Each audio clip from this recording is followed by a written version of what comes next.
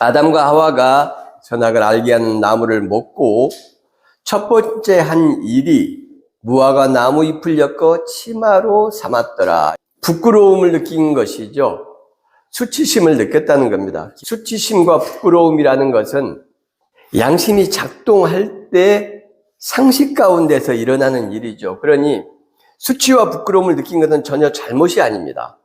하나님께서 인간을 만드실 때에 생기를 넣어주셨다. 그 생기라는 것이 하나님의 뜻, 정신 이런 거라고 말씀을 드렸죠. 거기에 이미 양심이 포함되어 있고요. 진실이 포함되어 있고요. 그 다음에 신실함 이런 것들이 포함되어 있는 겁니다. 지금 아담과 하와가 수치를 느끼고 부끄러움을 느꼈다. 그것은 상식이 작동하고 있고 양심이 살아있다. 다시 말해서 하나님의 뜻과 정신이 아담과 하와의 마음 속에 있었다는 이야기예요. 내 자신에 대해서 수치와 부끄러움을 느끼는 것이 굉장히 중요합니다. 물론 수치와 부끄러움을 느끼지 않을 정도로 아주 삶을 잘 살면은 얼마나 좋겠어요. 그러나 우리는 항상 실수하고 엇나가고 넘어지죠. 그렇기 때문에 그 내 잘못과 실수에 대해서 돌아볼 수 있는 능력이 있어야 되고 그 성찰의 능력이 나를 수치와 부끄러움으로 이끌고 가야 됩니다. 이게 일단 중요해요. 그런데 요즘 사회에서 윤리와 도덕적인 수치와 부끄러움을 아예 느끼지 못하는 사람들이 너무 많다. 이런 생각이 들어요. 아담과 하와가 실수하고 부끄러움을 느끼고 수치를 느꼈으니까 자기의 잘못 때문에 그렇게 된 것을 알았으니까 하나님을 찾아가서 용서를 구하면 해결이 되는 것이죠. 하나님의 낯을 피하여 동산 나무 사이에 숨었다. 이게 두 번째 행동입니다. 잘못하고 우리가 실수를 하게 되면 일단 피하자. 일단 숨자. 아담과 하와의 모습이나 나의 모습이나 어쩌면 그렇게 한결같고 똑같을까요? 하다못해 5살짜리 어린 아이까지도 숨는다고 해서 문제가 해결되는 것도 아니고 용서받는 것도 아니고 문제가 없어지는 것도 아닌데 아담과 하와가 하나님께 나아갔다면 얼마나 좋았을까. 세 번째 잘못한 사람들이 하는 공통점 12절 시작. 아담이 이르되 하나님이 주셔서 나와 함께 있게 하신 여자 그가 그 나무 열매를 내게 주므로 내가 먹었나이다. 잘못을 저지른 사람의 세 번째 전형적인 모습. 일단 핑계댄다. 제 잘못이 아닙니다. 저 사람의 잘못입니다. 아담은 하와를 처음 볼 때에 내 뼈 중에 뼈요 살 중에 살이라. 경탄, 칭찬, 감탄, 하와의 아름다움과 그 모습에서 아담은 너무너무 행복하고 즐겁고 만족을 얻었습니다. 그래서 칭찬하며 경탄하며 아내 하와에 대한 노래를 하고 있죠. 그 아름다운 축복의 노래가 사라지고 하와가 저를 범죄하게 만들었습니다. 세 번째 특징은 핑계대고 책임을 회피하는 거예요. 다른 사람한테 책임을 넘기는 겁니다. 아담이 이르되 하나님이 주셔서 나와 함께 있게 하신 여자. 하나님이 그 여자를 저한테 안 주셨으면 이런 실수를 하지 않았을 것이라는 것이죠. 하와에게도 또 잘못을 돌리죠. 방금 칭찬하고 사랑했던 하와, 그 하와를 책임의 대상, 잘못을 전가시키는 대상으로 이렇게 이제 실수하고 잘못한 사람들의 세 가지 특징이 있어요. 부끄러움을 느낀다. 숨는다. 핑계를 댄다. 이 모습이 우리한테 다 있기 때문에 늘 정죄하고 책망하고 심판하신 하나님을 부각시키고 아담으로부터 지금까지 우리는 이 죄의 소나기를 벗어나지 못하고 죄인으로 살아가고 있는 것입니다. 그래서 우리는 하나님의 심판 앞에 설 수밖에 없고 이렇게 가는 거예요. 설교가. 초등학생 같은 해석이다. 범죄한 아담과 하와의 이 모습을 보면서 책망하고 정죄하고 심판의 하나님을 부각시키고 지옥에 불길을 상상하게 만드는 이런 설교는 매우 잘못된 것입니다. 하나님께서 어떻게 하셨는지를 봐야죠. 하나님께서 지옥을 말씀하셨냐? 심판하신 두려움의 하나님이 나타나시냐? 이것을 성경에서 확인을 해야죠. 성경에 없는 내용을 가져다가 아담과 하와의 죄를 하나님의 입장에서 심판하려고 하는 것은 우리 기독교인들이 해야 될 일은 아닌 것이죠. 우리는 성경 안에 인간과 하나님을 이야기해야 되는 것입니다. 하나님은 어떻게 하시느냐? 아담과 하와가 부끄러움을 느끼고 무화과 나뭇잎으로 치마를 만들어 입었어요. 그때 하나님은 동산을 거니시거나 산책하는 분이 아니시잖아요. 그러니 이건 뭘 말하는 겁니까? 아담과 하와가 부끄러워서 안절부절 못하고 하나님 오시면 어떻게 하지? 이렇게 할 때에 하나님께서 아담과 하와가 하나님의 기척을 느끼도록 무엇인가를 능동적으로 하셨다는 걸 의미해요. 하나님께서 서늘할 때에 뒷짐을 지고 동산을 산책을 하신 게 아니고, 맞죠? 예. 지금 하나님께서 아담과 하와에게 기척을 느끼게 하셨다. 무엇을 의도하셨을까요? 하나님께서는 지금 다 알고 계시죠? 그래서 하나님의 기척을 보이시는 겁니다. 그러면 아담과 하와가 그 하나님의 뜻을 알고, 하나님 오셨다. 어떻게 하냐? 우리 가서 용서해달라고 말을 하자. 이렇게 아담이 하는 게 맞죠? 그것을 하나님은 기대하셨고, 그런데 나무 사이에 몸을 숨겨버렸다. 첫 번째 기회를 놓친 겁니다. 그들은 하나님의 낯을 피하여 동산 나무 사이에 숨은지라. 9절 여호와 하나님이 아담을 부르시며 그에게 이르시되 너가 어디 있느냐? 하나님이 지금 아담이 어디 있는지를 몰라서 물으신 게 아니죠. 다 알고 있어, 아담아. 나와서 용서를 구해, 잘못했다고 해. 내가 용서해 줄 준비가 다 돼 있어. 이 말씀이죠. 아담아, 내가 어디 있느냐? 두 번째 기회를 주셨어요. 기회를 주시는 하나님이시죠. 아담이 나타납니다. 하나님의 소리를 듣고 내가 벗었으므로 두려워하여 숨었나이다. 하나님의 마음과 뜻을 전혀 모르는 것이죠. 하나님, 저희가 선악과를 먹었습니다. 용서해 주십시오. 무서워서 숨었습니다. 이렇게 하면 끝나는 거잖아요. 그랬더니 하나님께서 다시 물으십니다. 이 세 번째 기회죠. 11절에 누가 너의 벗었음을 내게 알렸느냐? 내가 내게 먹지 말라 명한 그 나무 열매를 너가 먹었느냐? 이제 완전히 말씀을 하셨죠. 열매 먹은 것을 내가 다 알고 있어. 이렇게 하셨는데도 아담의 대답은 하나님이 주셔서 하나님도 책임 있어요. 하나님도 책임 있는 거 인정하시죠? 그 여자, 그가 나무 열매를 내게 주므로 저는 잘못 없습니다. 하와가 잘못이죠. 이런 거예요. 이게 지난주에 말씀드렸던 선악과 문제를 하나님이 책임이 있다. 선악과를 하나님이 만드시지 않았느냐라고 말하는 어떤 사람들의 모습과 정확히 일치하는 것이죠. 그 잘못을 행한 것은 아담과 하와인데 그 선악과를 만든 하나님한테 책임 있는 것이 아니냐. 신정론적인 문제에도 마찬가지입니다. 신정론이라는 것은 왜 세상에 악이 있느냐 하는 질문에서 시작이 돼요. 세상에 이렇게 악이 창궐하는 것을 보니 나는 도저히 하나님이 있다고, 신이 있다고 믿을 수가 없다. 그래서 나는 신을 부정한다. 논리적인 말 같지만 정말 답답합니다. 바로 똑같은 지금 모습을, 아담과 똑같은 모습을 보이고 있는 거예요. 이 세상의 악은 여러분 악마나 사탄이나 마귀가 저지른 겁니까? 그렇지 않습니다. 모든 죄와 악, 이 세상에 창궐하는 것은 세상에 힘 있는 사람들, 세상에 불의한 사람들이 저지른 결과예요. 그들이 약자를 억압하고 강제했던 결과가 악으로 나타났어요. 늘 이렇게 세상의 악, 이것은 사람에 의해서 일어납니다. 왜 그것을 하나님께 책임을 돌립니까? 우리 신앙인들의 삶도 마찬가지입니다. 종종 하나님이 왜 나한테 이렇게 하십니까?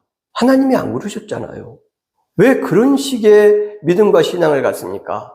잘못은 자기가 해놓고서 자기가 사업을 잘못하고 동업자를 잘 못 만나고 계약서를 잘못 꾸미고 고객을 만날 때 친절하게 최선을 다해서 응대하지 못하고 음식 맛있고 예쁘게 내놓지 못하고 위생을 청결하게 하지 못해놓고서 왜 사업 망한 것을 하나님한테 따집니까? 왜 저한테 이런 시련을 주십니까? 언제 하나님이 그런 시련을 주셨습니까? 당신의 무책임함이, 당신의 불성실함이, 당신의 욕망이 그런 결과를 만들었죠. 그 책임이 나한테 있다는 것을 자인하고 하나님한테 그 핑계를 대지 않았으면 좋겠어요. 하나님이 우리를 왜 그런 어려움 속에 밀어넣겠습니까? 우리 같은 죄인들도 사랑하는 사람들에 대해서 그런 식으로 대우하지 않지 않습니까? 어떤 어려움에 일부 집어넣지 않지 않습니까? 그러니까 그런 식의 신앙들은 전부 세뇌된 것이고 성경적인 하나님과는 전혀 상관없는 신앙이에요. 결국은 믿음이 아닌 것이죠. 좀 더 정확히 말하면 기독교적 망상인 겁니다. 성경의 하나님을 믿지 못하고 믿지 않고 왜 자기만의 하나님을, 우상을 만들어서 믿는지 답답할 뿐이에요. 여기 하나님의 모습을 보십시오.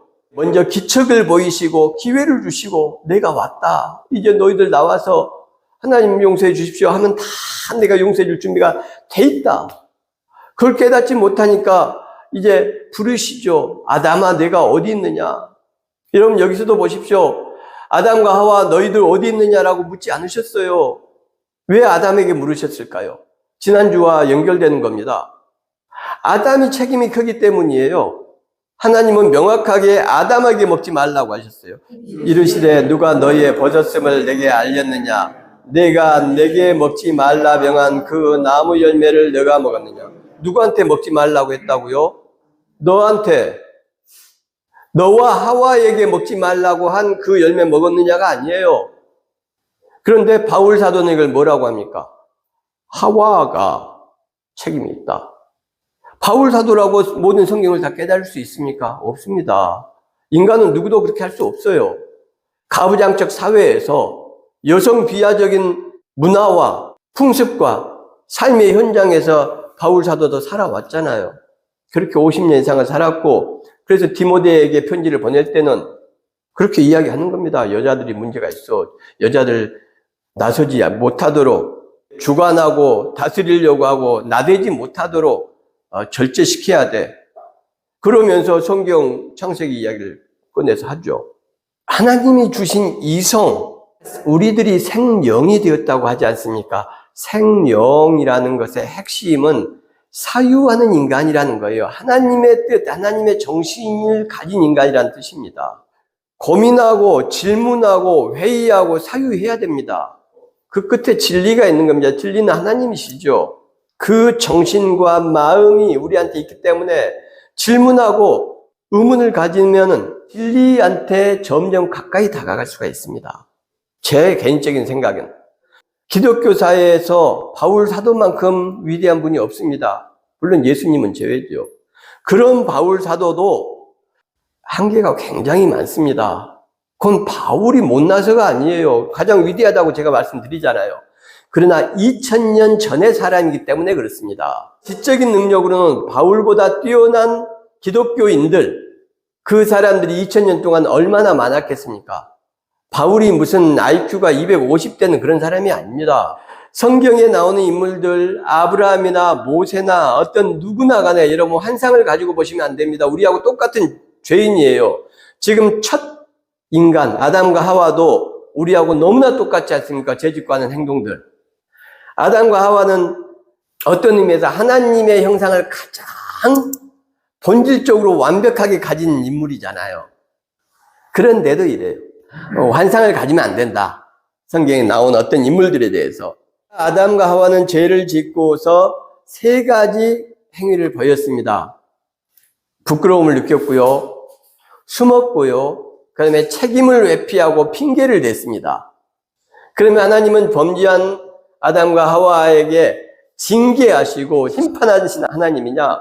아니잖아요. 지금 보니까 하나님은 회개의 기회를 주시기 위해서 기척을 보이시고 동산에 거니시는 것처럼 아담과 하와가 알 수 있게 하시고 그 다음에 그들이 회개의 기회를 살리지 못하니까 너가 어디 있느냐? 하나님께서 화를 내시고 소리를 지르셨겠습니까? 여러분, 그렇지 않다는 겁니다. 나오기만 해. 내가 모든 용서를 완벽하게 할 준비가 돼 있어. 하나님의 용서는 살라흐라고 그랬죠. 살라흐. 하나님만 하실 수 있는 용서. 완전히 없던 걸로 해줄 게가 아니고 완전히 없어지는 거예요. 기억조차 하지 못하는 거예요. 그 살라흐의 용서를 지금 하나님께서 가슴에 품고 아담이 나오기만 하면 이 놀라운 살라흐의 용서를 주시려고 준비를 하고 계시는 거예요. 그리고 아담아 너가 어디 있느냐? 세 번째 기회, 너한테 먹지 말라고 말한 그 과일 먹었느냐? 여기까지 했으면은 하나님 용서해 주십시오. 제가 잘못입니다. 제가 먹었습니다. 제가 제 아내를 잘 지키지 못했습니다. 제가 뱀으로부터 아내를 보호하지 못했습니다. 이렇게 해야지요. 자, 하나님은 어떤 분인가요? 3번씩 기회를 주시는 분이다. 이 말입니까? 여러분, 마태복음 18장에서 베드로가 예수님한테 주님, 형제가 저한테 잘못하면 몇 번이나 용서할까요? 7번씩 70번이라도 해라. 한없이 용서해야 된다. 이 말씀이죠. 우리의 주님은 우리한테는 다른 사람을 한없이 용서하라고 하시면서 우리의 죄를 3번만 용서하시는 분입니까? 아니잖아요. 여기서 3번의 용서는 완전한 용서를 이야기하는 겁니다. 끝없는 용서를 이야기하는 겁니다. 그레이엄 그린이라는 이제 기독교인 문학가가 있습니다. 아주 세계적으로 유명한 분이에요. 이분이 이야기하기를 20세기 기독교 문학에서 가장 중요한 인물이 있다. 그가 엔도 슈샤쿠라는 사람입니다. 엔도 슈샤쿠. 이분이 침묵이라는 책을 썼어요. Silence. 이 침묵에 보면 일본을 배경으로 하는데 실화를 배경으로 한 겁니다. 서양 선교사들이 와서 선교를 하다가 한 명이 행방불명이 됩니다. 연락이 안 돼요. 그랬더니 그 제자였던 선교사 둘이 일본을 와요. 그래서 스승을 찾으러 다닙니다. 그 과정을 그리는데 거기서 이제 잡히게 되고 예수님의 화상 얼굴이 그려진 그림을 성화를 바닥에 놓고 그걸 밟고 지나가라 그래요. 배교의 증거를 보이라라는 거죠. 그럼 살려주겠다. 살기 위해서 배교했다라고 말할 수는 있지만 화상을 밟고 지나가는 것은 정말 어려운 일이죠. 지나가지 못합니다. 그랬더니 화상에 예수님께서 말씀을 하세요. 얘야, 밟고 지나가라. 괜찮다. 나는 너희들을 위해서 죽기 위해서 왔고 너희들에게 밟히기 위해서 왔다. 밟고 지나가라. 그리고 너가 살아야지. 밟고 지나갑니다. 이 침묵에 보면 기치지로라는 사람이 나와요. 이 기치지로라는 사람은 참 얍삽한 인물처럼 나옵니다. 그래서 하나님을 믿고 선교사를 도와요. 그러다가 잡혀가. 그러면 배신을 합니다. 그리고 다시 와서 선교사한테 와서 회개하고 또 정성껏 섬깁니다. 진심이에요. 진심으로 회개하고. 근데 가서 잡혀서 또 고민당하면 금방 또 불어요. 그리고 풀려나면 가슴을 치고 울면서 회개하고 용서를 구하고 그렇게 여러 번을 합니다. 그러니까 그 침묵을 이야기하는 많은 평론가나 이런 사람들이 저 기치지로 저런 사람 구원받았다고 할 수 있느냐? 이런 질문을 던져요. 기치지로는 진심으로 회개합니다. 하나님의 용서는 그런 거예요. 7번씩 70번이라도 용서해라는 것은 바로 기치지로처럼 회개하는 사람들은 하나님께서 다 용서하라는 겁니다. 그런데 하나님께서는 베드로에게 용서하라고 하시면서 당신은 용서하지 않는다? 베드로에게는 490번을 용서하라고 하신 하나님께서 우리의 죄는 3번만 용서하신다? 우리가 믿는 하나님 맞습니까? 그 하나님께서 당신의 아들을 이 땅에 보내신 겁니까? 그렇지 않아요. 성경에 없는 환상의 하나님을 믿으면 안 됩니다. 그건 우상이에요. 3번의 기회, 완전한 사랑과 끝없는 은혜를 상징하는 겁니다. 하나님의 사랑과 은혜는 성경을 살피면 살필수록 우리 인간의 이성과 지혜로는 상상할 수도 없고 꿈도 꿀 수 없는 사랑과 은혜예요. 그 크기는 감히 상상조차 할 수 없는 은혜와 사랑입니다. 이걸 신학적으로는 하나님의 타자성이라고 그래요. 칼바르트가 했던 이야기입니다. 완전한 타자, 우리 인간과 완전히 분리된 신분. 그래서 우리 인간은 하나님을 상상할 수 없어요. 구더기가 우리 인간에 대해서 상상을 할 수 있을까요? 없어요. 그런데 우리 인간이 하나님을 상상하는 것은 그보다 수억만 배 더 불가능한 것입니다. 성경 속에서 우리가 하나님을 알고 보죠. 그렇지만 그 하나님은 IQ 150도 평균 안 되는 보통 이 사람들이 느끼고 깨닫고 알 수 있을 정도의 하나님이에요. 성경에 들어있는 하나님의 그 놀라운 메시지와 모습을 다 통찰을 할지라도 그렇다는 이야기예요. 전적인 타자. 성경의 하나님은 심판하시고 정죄하는 하나님이 아닙니다. 아담과 하와는 끝까지 회개하지 않았어요. 아담은 끝까지 하나님한테 용서를 구하지 않았습니다. 그래서 하나님 어떻게 하시는가요? 지옥을 만드셔서 지옥에 던져버리시나요? 아니잖아요. 이 아담을 위해서 인간이 되셔서 대신 생명을 바치시는 분이 우리의 하나님이에요. 기독교의 하나님입니다.